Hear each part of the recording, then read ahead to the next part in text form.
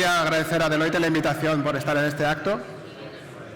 Como han dicho, soy investigador del Consejo Superior de Investigaciones Científicas y como soy investigador y tengo una vocación docente, pues lo que voy a hacer es daros una pequeña introducción a la computación cuántica, que espero que os sea de interés y no sea muy complicada.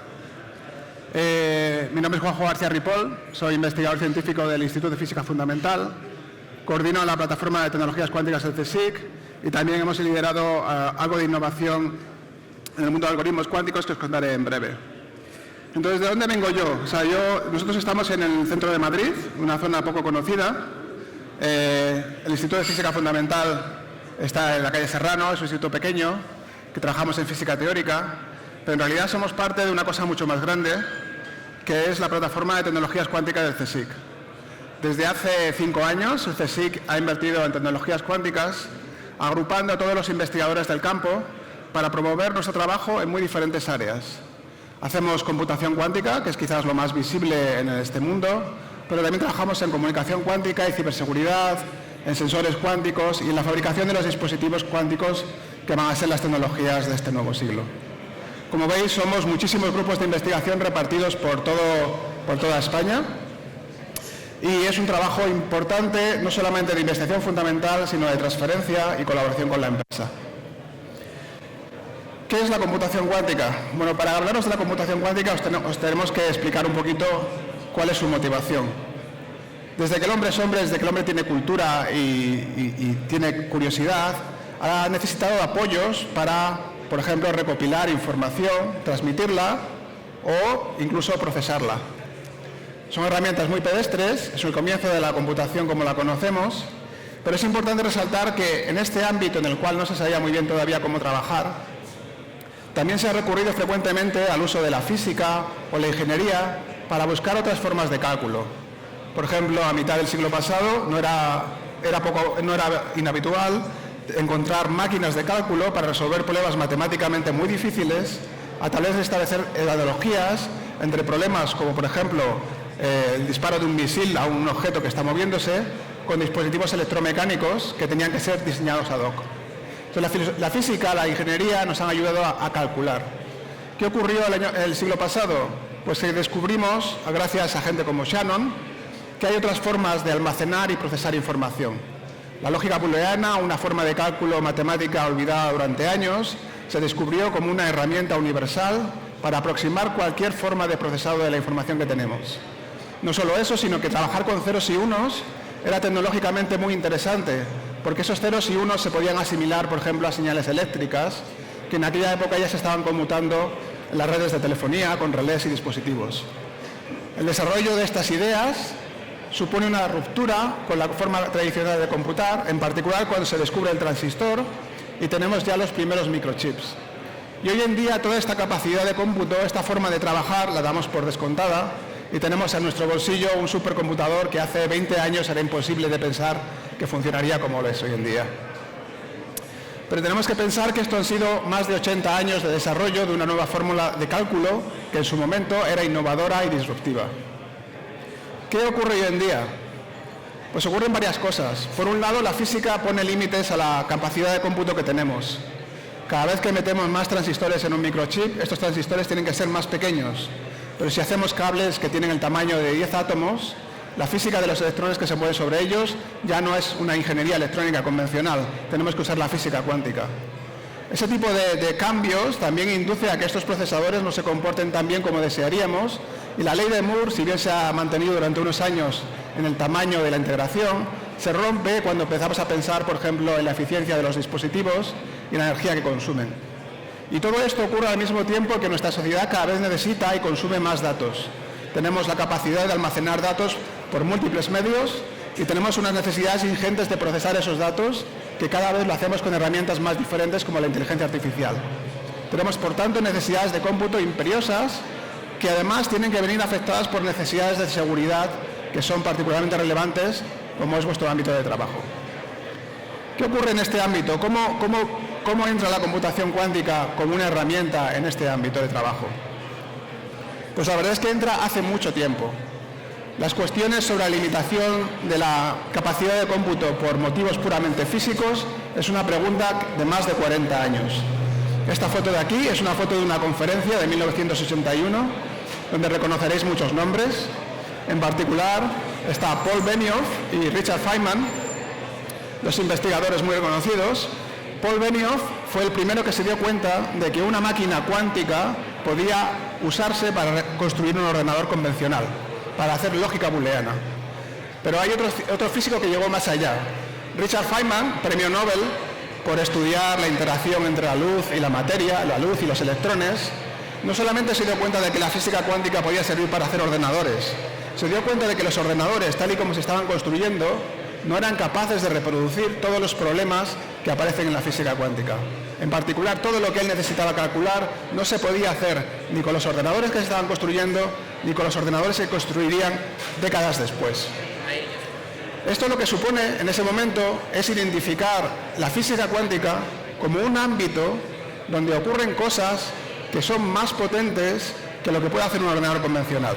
Es una idea disruptiva, pero que pasó totalmente desapercibida. Hay investigadores trabajando un poco en las fronteras de la física, como por ejemplo David Deutsch, que tomaron esa idea y la llevaron a sus límites. David Deutsch es un físico matemático que cogió un paradigma de las ciencias de la computación, lo que se conoce como la máquina de Turing, un dispositivo de cálculo abstracto idealizado, con una memoria infinita, que es una cinta, y un dispositivo de cálculo pequeñito que trabaja sobre esa cinta, y se preguntó qué ocurre si esa cinta no almacena ceros y unos, sino que almacena estados cuánticos. ¿Y qué ocurre si la máquina de cálculo no hace operaciones exclusivamente sobre ceros y unos, sino sobre estados cuánticos? Esto tuvo dos implicaciones. Una va a ser el ámbito de las aplicaciones, que os comentaré en breve, que le dio fuerza a este campo, pero nada de esto habría sido mainstream o habría sido interesante si no existiera una forma de llevar esta idea tan abstracta, tan matemática, a la realidad. Lo que ocurrió es que en estos años, en los años 80, coinciden con la capacidad de la física de empezar a manipular, atrapar y controlar la materia a escalas muy pequeñas. Los dos vídeos que veis aquí son dos formas diferentes de atrapar átomos, unas con electrodos y otras con matrices de luz, y en ambos casos lo que tenemos son átomos individualizados sobre los que podemos leer y escribir información.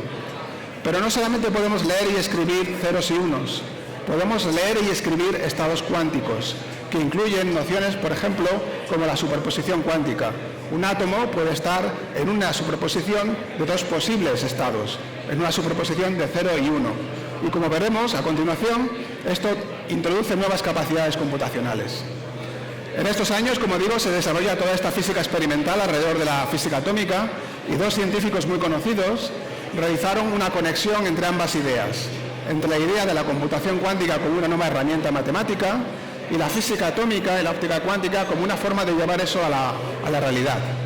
Y tenemos en 1995 la primera propuesta para construir un ordenador cuántico a base de atrapar átomos en una cámara de vacío y leer y escribir información con láseres.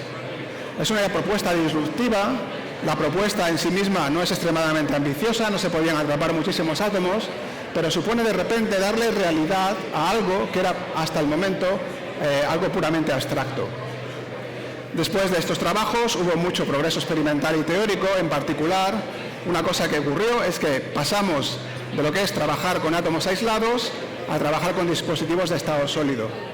En Yale y en otras partes del mundo se empezaron a construir chips basados en materiales superconductores, donde la información ya no se escribe sobre un único átomo, sino que se escribe, por ejemplo, sobre una pastilla superconductora atrapada junto a un cable capaz de llevar microondas. ¿Qué ocurre con esto? Esta es la segunda revolución dentro del ámbito de las tecnologías cuánticas.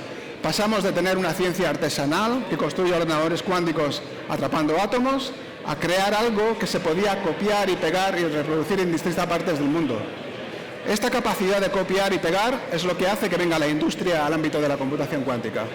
Tenemos ahora importantes empresas como IBM o Google con unos esfuerzos titánicos por construir y mejorar ordenadores cuánticos con ya no solamente 3, 4, 5 qubits como se hacía hace 20 años, sino con centenares e incluso miles de qubits. Y es el inicio de una nueva revolución tecnológica. Me gustaría que os llevaseis dos ideas para casa, si acaso. La primera es que esto que estamos haciendo es extremadamente anormal. Para trabajar con ordenadores cuánticos tenemos que crear dispositivos que operan en regímenes muy anómalos. Un circuito superconductor opera a decenas de milikelvin y un procesador cuántico con átomos opera a temperaturas de nanokelvin. Si pensáis en el espacio interestelar, el lugar más vacío del universo va a estar a 2 grados Kelvin. Y estamos consiguiendo estos regímenes de trabajo sobre la superficie de la Tierra. Y la segunda idea es que la computación cuántica tiene una historia muy larga. Son 40 años de trabajo, 20 años puramente teóricos, trabajando desde un formalismo matemático, y 20 años donde ya empezamos a tener tecnología, pero que es muy primitiva. Es tan primitiva como en su momento lo eran los relés o las válvulas de vacío. Entonces lo que estamos haciendo ahora mismo es ver el nacimiento de una nueva era tecnológica, y lo que tenemos que entender es qué potencial y qué capacidad de cálculo o de disrupción introducen en nuestras vidas. Bueno, para eso, si yo tuviese un poquito más de tiempo, lo que haría sería explicaros cómo funciona un ordenador cuántico, que no es muy difícil, pero en lugar de eso lo que voy a hacer es intentar desmitificar un par de ideas sobre qué le da poder a la computación cuántica. Esto que veis aquí es una foto de un procesador cuántico de IBM, a ver si puedo apuntar bien. Cada una de estas pastillas superconductoras que se ven en la imagen es un qubit. Y la forma en la que almacenamos información es a través de los electrones que hay en esas pastillas superconductoras. Si el material está en un estado neutro, de baja energía, eso es un 0. Si introducimos un par de electrones, eso es un 1. Pero lo importante es que dando energía al sistema podemos crear superposiciones cuánticas. Para ilustrarlo, voy a fingir que entro en lo que tenía IBM hace 10 años, la plataforma IBM Quantum Experience, y vamos a programar este ordenador. Lo que veis aquí es como una especie de pentagrama. Cada línea que hay en esta imagen representa un qubit, y lo que podemos hacer es colocar operaciones cuánticas sobre esos qubits. Si yo no hago nada, si yo lo que hago es colocar una medida, lo que va a ocurrir es que el procesador cuántico está en su estado de más baja energía, siempre voy a obtener ceros. Entonces mido 1000 veces y lo que tengo siempre es 0. Pero si yo le doy un poquito de energía a ese qubit en forma de una microonda, lo que puedo conseguir es que ese qubit que estaba en el 0 pase a estar en una superposición de dos operaciones, a una superposición de 0 y 1. Eso se consigue con una operación cuántica que se llama la operación de Hadamard. La representamos por una H, y en el momento en que mido después de hacer esa operación, mido 1000 veces, lo que tengo es que un 50% de las veces voy a obtener 0 y un 50% de las veces voy a obtener 1. ¿Por qué? Porque el estado de ese qubit está indeterminado, está en una superposición de ambas posibilidades. Eso en sí mismo no es muy extraño, pasa en la naturaleza, pero lo importante es que podemos coger esa idea y escalarla. Yo puedo hacer lo mismo sobre todos los qubits. Puedo hacer no solamente experimento sobre un qubit, sino que puedo hacerlo sobre todos los qubits. ¿Y qué va a ocurrir en ese caso? Pues que cuantos más qubits tenga, más elementos habrá en esa superposición cuántica. Si tengo 5 qubits, voy a tener una superposición cuántica de 32 estados, 2 a la 5 del registro cuántico.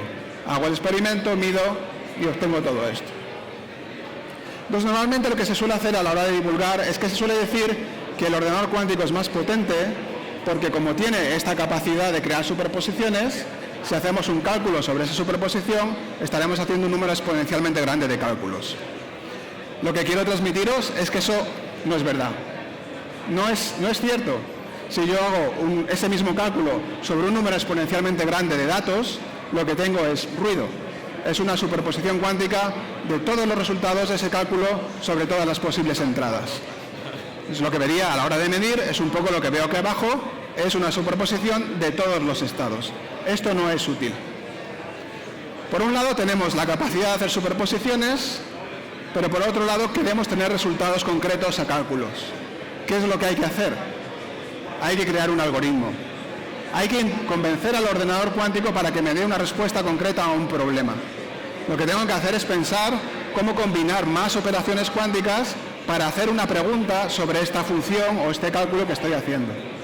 Esto no se puede hacer siempre. No se puede hacer siempre, se puede hacer a veces. Se puede hacer sobre problemas particularmente duros, como por ejemplo factorizar números.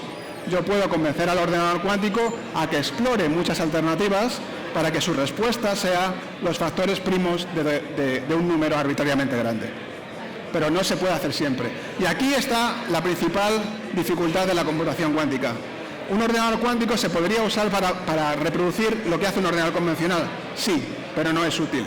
Un ordenador cuántico tiene un mayor poder cuando es capaz de explorar este potencial exponencial para dar una respuesta a un problema extremadamente difícil, y no sabemos hacerlo siempre. La segunda dificultad con la que nos encontramos para que la computación cuántica sea algo interesante a futuro es las máquinas. Se suele pintar esta imagen, como os decía antes, por la analogía entre el ordenador cuántico y las válvulas de vacío, una tecnología muy primitiva.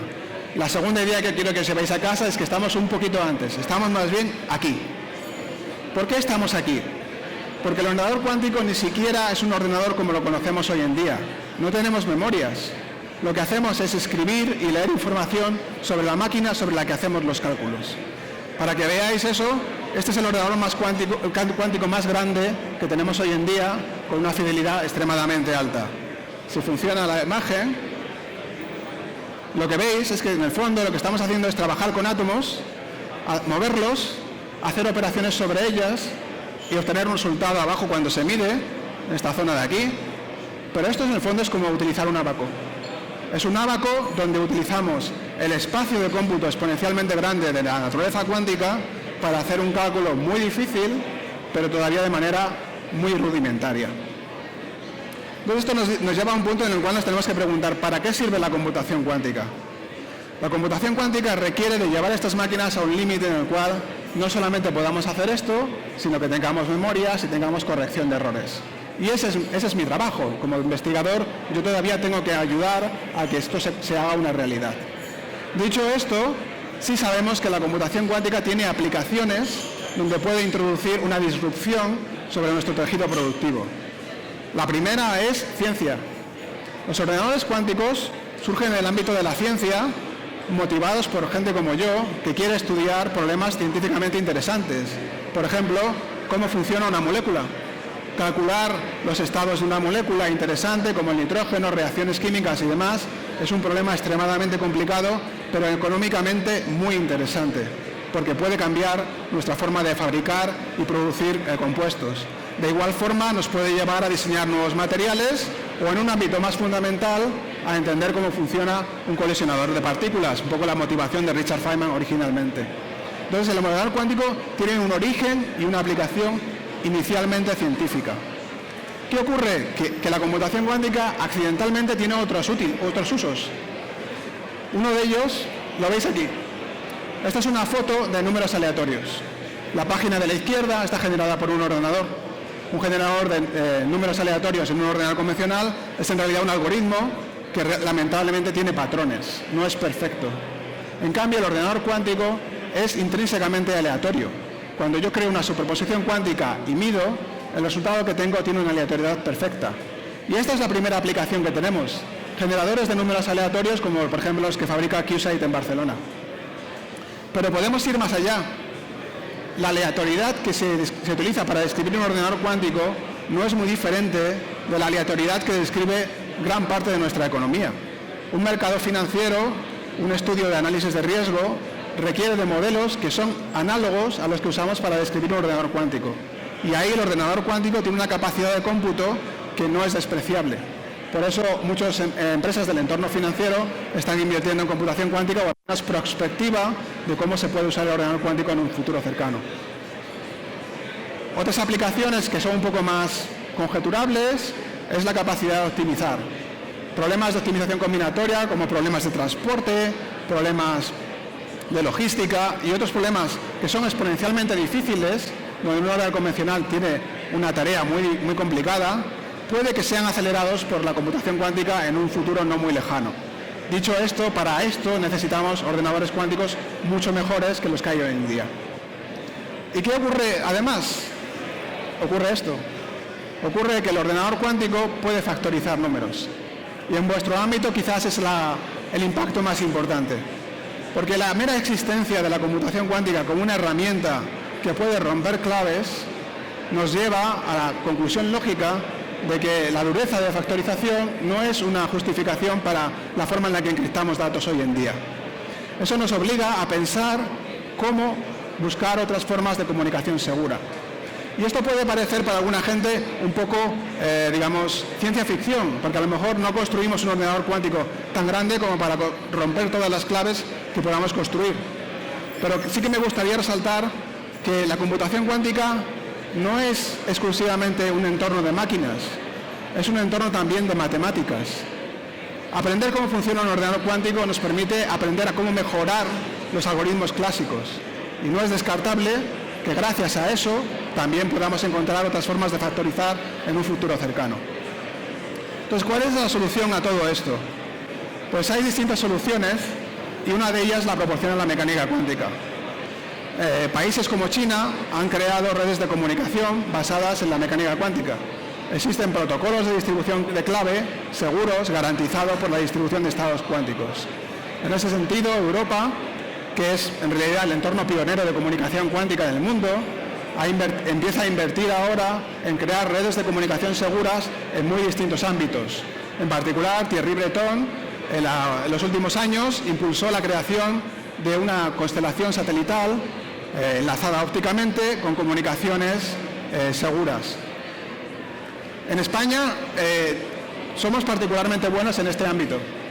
La comunicación cuántica en España es pionera en demostrar su utilidad en entornos comerciales. Por ejemplo, en una colaboración entre Politécnica y Telefónica se ha creado el anillo cuántico de Madrid, donde ya es posible hacer criptografía cuántica con entornos de fibra convencionales, no fibra oscura. En el CSIC colaboramos con esta iniciativa, que fue una parte de lo que llamamos EuroQCA Spain, European Quantum Communications en España, cuya finalidad es crear redes de distribución de claves seguras a nivel metropolitano, y el CSIC contribuye a través de distintas iniciativas, en particular, por ejemplo, en la creación de dispositivos integrados de fotónica que se puedan engarzar con estas redes. Esto es un desarrollo importante porque al final la criptografía cuántica tiene que ser un añadido más a las comunicaciones ópticas que tenemos hoy en día, sin un coste excesivamente alto. La creación de estos chips también nos permite llevar la comunicación cuántica a otros entornos, como plataformas móviles, drones, aviones y satélites. Y el otro ámbito de aplicación a nivel europeo es la creación de redes de distribución cuántica, donde tengamos estaciones en tierra que engarcen con redes de distribución internacional. Ahí es donde va a haber bastante inversión y procesos de estandarización, y España está muy bien posicionada para realizar una inversión interesante. En paralelo, por supuesto, como he dicho antes, la computación cuántica echa por tierra formas de encriptar que son muy convenientes, son muy ubicuas, pero que tenemos que repensar. Una solución a ello es buscar algoritmos de criptografía postcuántica. Entidades como el NIST son pioneras en, de alguna manera, limpiar el trigo de la paja y buscar qué algoritmos pueden ser resistentes en los próximos años y qué algoritmos se pueden estandarizar y tienen utilidad en el entorno productivo. Esto es una inversión importante, pero es importante también decir que es más difícil demostrar que algo se puede hacer que demostrar que algo no se puede hacer. Cualquiera de estos algoritmos puede también verse afectado en un futuro cercano por la posibilidad de que existan métodos cuánticos de ruptura de clave. Entonces, la solución adecuada pasa por buscar sinergias, pasa por utilizar lo que sería la capa de hardware, donde podemos meter criptografía cuántica, con una infraestructura estandarizada de criptografía postcuántica que sea compatible y síncrona con lo que se hace también físicamente. Y esta es un poco la idea que hay a nivel europeo, aparte de otras iniciativas como securizar las cadenas de suministro y tener estándares propios en Europa. Entonces, mi mensaje final es que las tecnologías cuánticas han llegado, están aquí, están para quedarse, no son un enemigo de las tecnologías clásicas, son un aliado y son una oportunidad que tenemos que aprovechar un poco entre todos. Gracias por vuestro tiempo.